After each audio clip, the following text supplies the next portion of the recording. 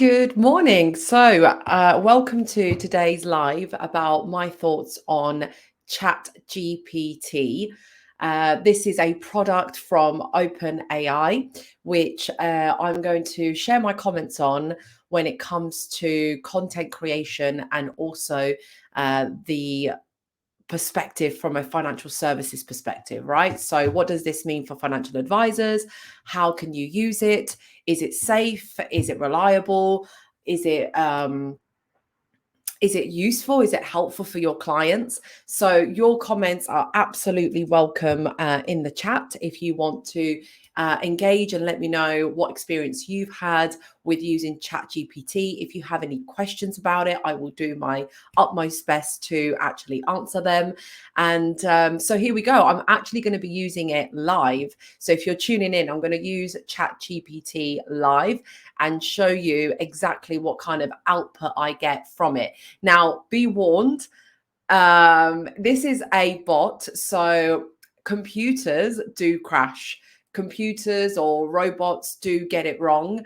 And also, they do sometimes struggle with capacity. And that's what I found. So, my number one observation is that whenever I've needed it, when you need someone and you're like, right, I really need 100 words on XYZ, or can you please write me a quick email and bio about this? Your human staff or your human colleagues or people that you've outsourced work to wouldn't turn around and say, sorry, I'm at capacity, I'm having a breakdown, or I can't think right now what the right answer. I mean, you can, in a certain sense, you can say, oh, I don't know, I'll get back to you. But what I'm trying to say is that the response from a bot might just be non-responsive. It might just be like, listen, I can't answer this right now. So sometimes it hasn't been able to deliver the information that I've been looking for and therefore is unreliable. Other times, the information that I have asked it to deliver has been incorrect, particularly if we're talking about the financial services space. When you ask it something like, what are the best rates on the market right now, which I'll give it a go in a minute, you've got to understand that this robot, ChatGPT, is not a live internet search. It has learned from machine learning and the information that it has been input in there.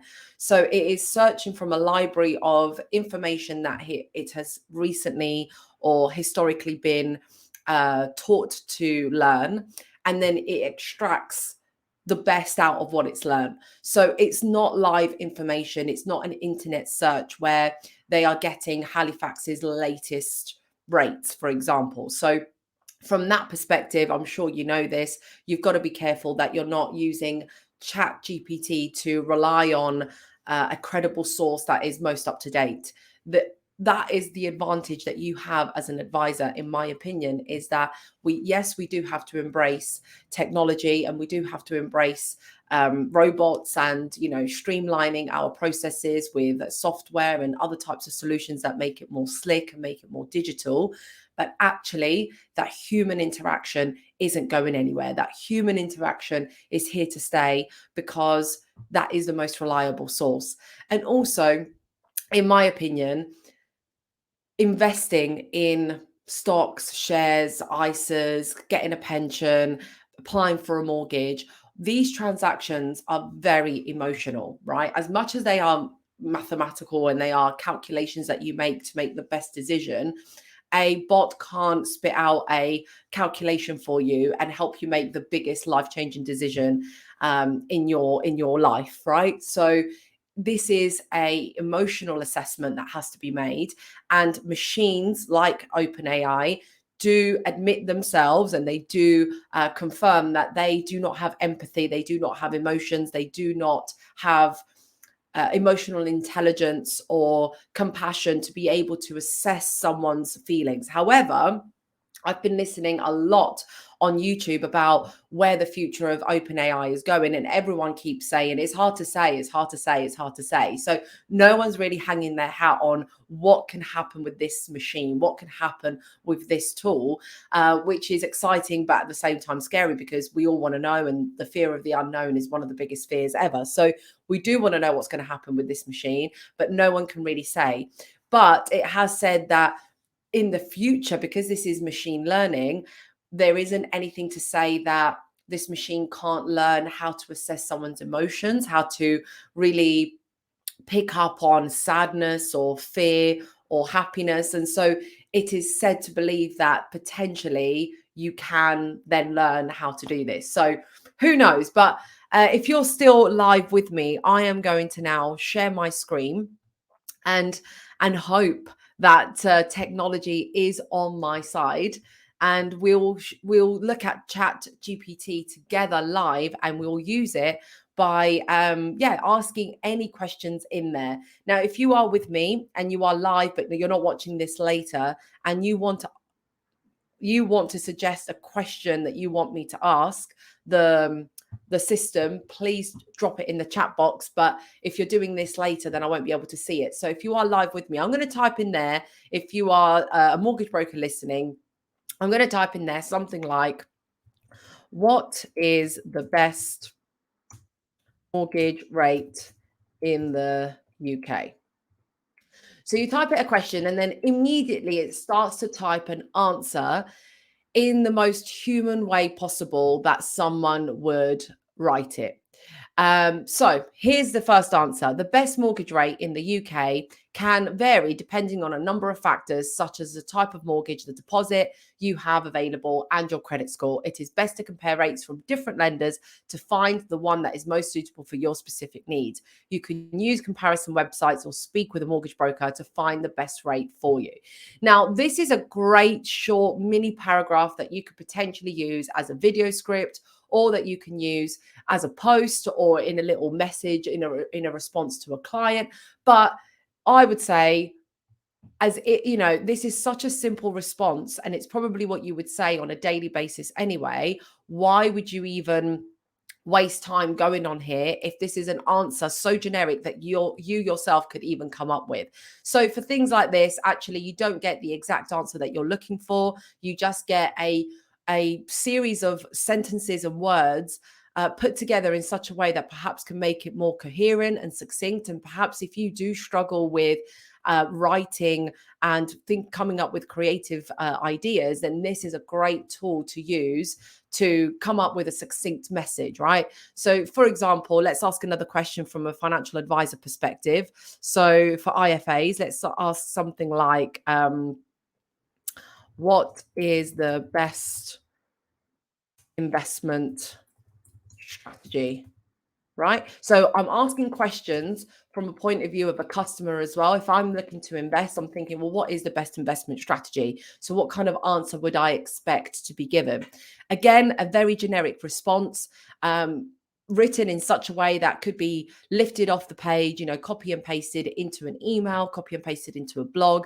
But I'll come back onto that in just a second. So it's not giving me any specific answer. It's just saying there's no best investment.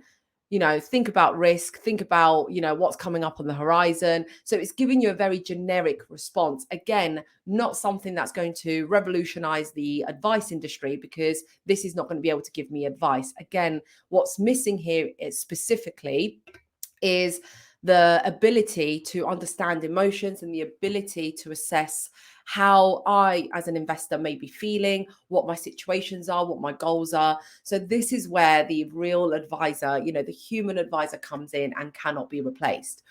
But if you're here just to learn about what ChatGPT is, essentially what I would personally use it for is a content generation platform. Now, I don't use that as specific content for specific content, because again, it gives out a generic answer, one that many other people could use, and it doesn't take into consideration how much knowledge I have, experience, and my target audience, and all the nuances that I would be wanting to add to that text. So you can lift that text off the page and add to it and consider it as kind of like your introduction or something to get you going. So if you are stuck on creative content ideas, or how to how to put together a mini blog or a post, or you're struggling to do your first video and you really want the video script to be right there in front of you, then this could be a great way to just get you going, to shake off some of the nerves, to shake off, maybe some of the writer's blocks, or the apprehensions that come with, writing content. So this could potentially get you kickstarted into creating a bit more content and become a bit more fluid. So that really, for me, is a summary on ChatGPT. It can write code, it can write you an email, it can help you design a modern website by providing you the code. But really, for me, on a personal level, what this has been helpful for is to help my clients really instigate some creative content ideas and to help them in a faster way to be able to write better. So some of us, are spending all day talking to customers or speaking on the phone or email, and the creative ideas don't come as quickly. So this could be a really great way to just get to the point, get to the answer, and have a succinct, well-written, coherent message that you can share with your clients on email or social media. So I would say have a go at maybe typing in some frequently asked questions from your customers in there, like how to save a deposit. See what kind of response this system puts together for you, but then use that as something that you're going to expand on, not just a copy and paste exercise.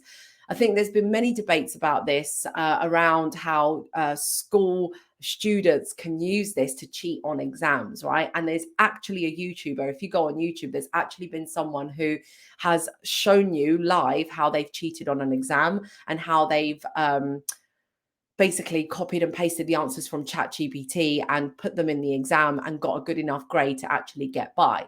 But what I really found interesting about that is, once a cheater, always a cheater. If you are going to cheat your way through the school system or through business just by getting someone else's answers, there's going to be a very big risk that when you're required to be adaptable, when you're required to think on your feet, you're going to really struggle. And I always think that you can't fake it till you make it. There's only so far that faking till you make it will take you. And then eventually you are super exposed, and you're probably going to be exposed at your highest level. So imagine a school student, basically cheating their way through the exam. They get an amazing job because they got an amazing grade. And then when they actually get to the job, they can't work their job the whole time through ChatGPT. Like when they're in a meeting and they're asked a question and they need to think on their feet and you need to think of something to say, that is not going to serve you because you're not going to be able to turn to ChatGPT. So there are pros and cons to this, right? So you don't want your next generation, your children, to grow up with OpenAI machine learning tools that actually give you the answer that you don't need to think for yourself. We've surpassed Google terms here, right? This is not just about going on Google or Wikipedia to get by your university degree. This has gone a step beyond now, because at least with Google and Wikipedia, you're actually doing research and you have to use your own discernment to come up with the best answer, right? So yeah, there's pros and cons to this. The other thing I feel is that we're valuing, and this is something that is really deep and profound that I have been thinking about a lot at night. And it is, we value the right answer over the journey to getting that answer. Let me say that again in a different way. We've become a society that is so fixated on getting it right that we've lost sight of the learning process. Think about that.